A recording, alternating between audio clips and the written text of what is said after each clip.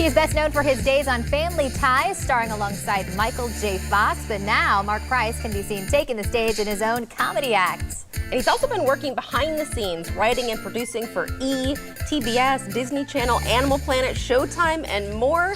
And he's joining us right here on The Morning Blend. Good morning. Well, I want to thank you both for spinning your chairs around. Thank you. For me. We swiveled over. That was such a treat. That was such a treat. Wasn't she amazing? Yes, Sheena's indeed. voice is just incredible. We love her. We also love that you're here today, so thanks for taking time to chat with us. Thank you. Spending some time here with us in Southwest Florida. And we were watching video there of your days on Family Ties alongside Michael J. Fox. What was that like? Oh, man, what a thrill that was. I was such a little kid when I started on the show right there. I think I'm maybe 16 years old or something. And I got to work with Michael J. Fox. I didn't go to real school, I'll be honest. I didn't pay attention on the set with the tutor and all that. Do you still have those glasses? But I had a tremendous mentor. No, but now I actually need glasses. That's the difference. That was acting. Now I'm getting old. Sometimes you grow into these things. Yeah. It's like Hugh Hefner, right? He wore a robe and pajamas. Now he's 112 years old. It makes sense he wears a robe and pajamas all day. Sometimes you grow into these things. Exactly, just like style, it all comes back around. That's right, that's right. We were chatting during the break, you know, a week or so ago, we were talking about James Vanderbeek in the news, and everybody talks about how he's always going to be known for Dawson's Creek. And some interview went viral because it got a little uncomfortable because he was tired of hearing it. I was curious, do you get tired of being tied to the Family Ties? Does it get old? I've grown to cope. That's always been my thing, you know. My girlfriend calls me Skippy, my sisters call me Skippy.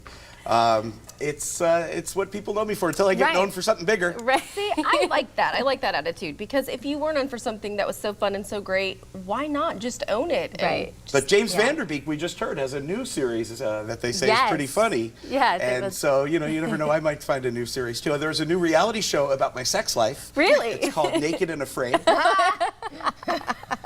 Well, there's more where that comedic relief comes from, because you're actually doing comedy now, which I hear is what you've really always wanted to do. Comic relief. I was on the first Comic Relief back in the 80s, if you remember that, on HBO. Really? And a lot of people don't know I was doing comedy before Family Ties. Now, how is that possible? I was such a little kid. I was a little kid comedian. I was like, you know, it's appropriate when she sings a song like that. She's grown up. But, you know, whenever you see little kids perform and you want to smack them because they're too adult, too young, you know what I mean? 6 years old, singing memories of what, when you were 5?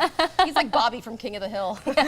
So I was one of those kids. I was a little kid comedian. I'd come out, I was 13 years old, and I'd say, divorce is rough. Anyway, But you're also doing a lot behind the scenes, which I think is really great. You're working on some big shows, so explain kind of what you're doing. well, I guess I kind of shifted a little bit from being in front of the cameras to behind the cameras for a while. I'm kind of back in front of on stage again. Right. But I did executive produce and develop some shows that were on E! And Game Show Network and TBS and stuff like that. I love working with comedians. That's great. You're putting a lot of funny. Sorry.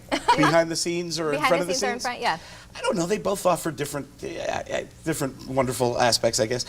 Working on Family Ties, the producers were wonderful. The writers were, the cast was wonderful. Everybody was great.